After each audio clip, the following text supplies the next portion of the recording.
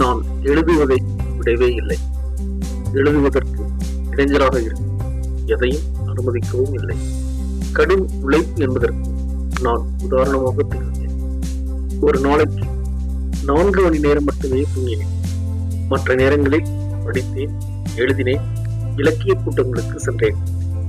எப்பொழுதெல்லாம் தனிமை கிடைக்கிறதோ அப்பொழுதெல்லாம் நான் ஒட்டுமொத்தமாக வாழ்வு என்பது பற்றியும் மரணத்திற்கு அப்பால் உள்ள வாழ்வு பற்றியும் யார் இதை நிகழ்த்துகிறார்கள் என்கிற கேள்வியோடு அடைந்தேன்.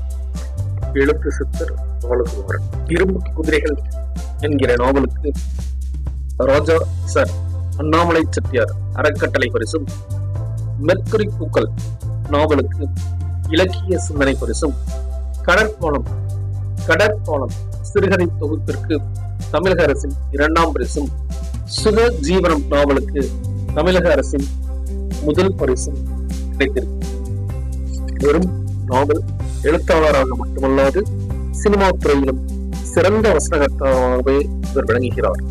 சிந்து வைரவி, புன்னகை மன்னன், சுந்தர சொப்பனங்களும் என்கிற 3 படங்களில் இயக்குனர் சிகரம் கே. பாலச்சந்தர் அவர்களுடன் உதவி இயக்குநராக பணிபுரிந்தார்.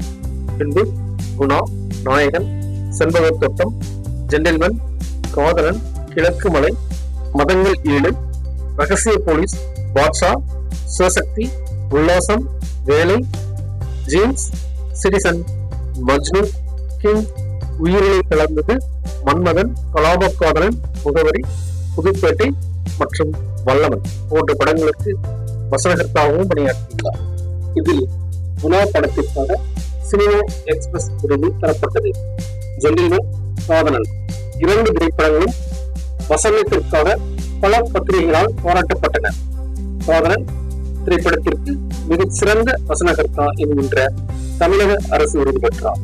சென்னை அரிமா சங்கம் சிந்தனை செம்மல் என்கிற பட்டத்தை 1994 வழங்கியது.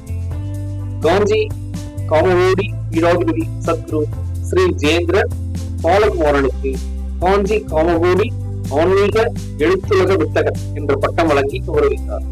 தனது 50 வயது வரை தொடர்ந்து திரைப்பட பணியிலும் எழுத்து பணியிலும் பாலகுமாரன் ஈடுபட்டுக் கொண்டிருந்தார். 1946ஆம் ஆண்டு ஜூலை மாதம் 5ஆம் நாள் பிறந்தவர். தஞ்சை மாவட்டத்தில் திருக்காட்டுப்பள்ளி தாலுகா அருகே பழமார் நேரி என்கிற கிராமம் இவரது சொந்த ஊர்.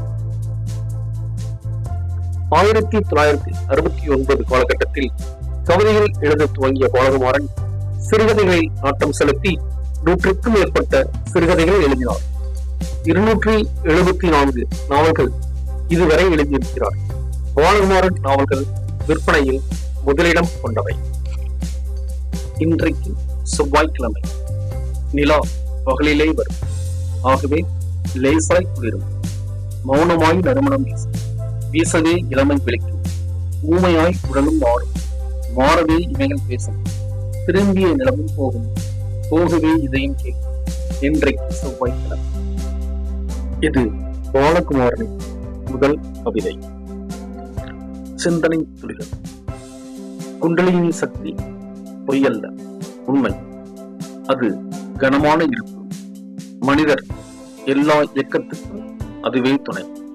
நான் குண்டலினியை நன்கு உணர்ந்திருக்கிறேன். சக்தி வழியில் கரைந்திருக்கிறேன். நான் பொய்யன் இல்லை, எவரையும் ஏமாற்றும் எண்ணமும் இல்லை.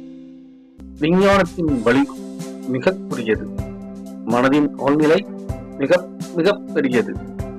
நாம் நம்மளதை ஆராயவில்லை, அந்த சோதனையில் ஈடுபடவே. ஆனால் பிற்பாடு வெளியே சுற்றுச்சூழ்நிலைக்கு வந்துவிட்டோம். உடம்புக்கு வெளியே இருக்கிற பஞ்சபூதங்களை பிரித்து ஆராய்கிறோம். அங்கே குட்டிக்கரணம் போடுகிறோம். பஞ்சபூதம் உள்ளே உண்டே, அந்த புல் நீர் தெரிய வெளியே உள்ள நீர் நம் பயமாகும். இது விதி, தலையெழுத்து. இது இந்த யுக நிலை. மனம் தெரிந்தோர் குறைந்து போய்விட்டனர். மனம் பற்றி தெரியாதோர் பேச்சு எடுபட்டது. எழுத்தேன், கவித்தேன் என பெரிய ஆராய்ச்சியாளராக சமூக, பொருளாதார, மத, ஜாதி சிந்தனையாளர்கள் நடிக்கிறார். இளம் வயதில் நடுநிலையாளனாக இருக்க வேண்டும். முதுமையில் தெளிவு கிடைக்கும். உண்மையை தேட வேண்டும்.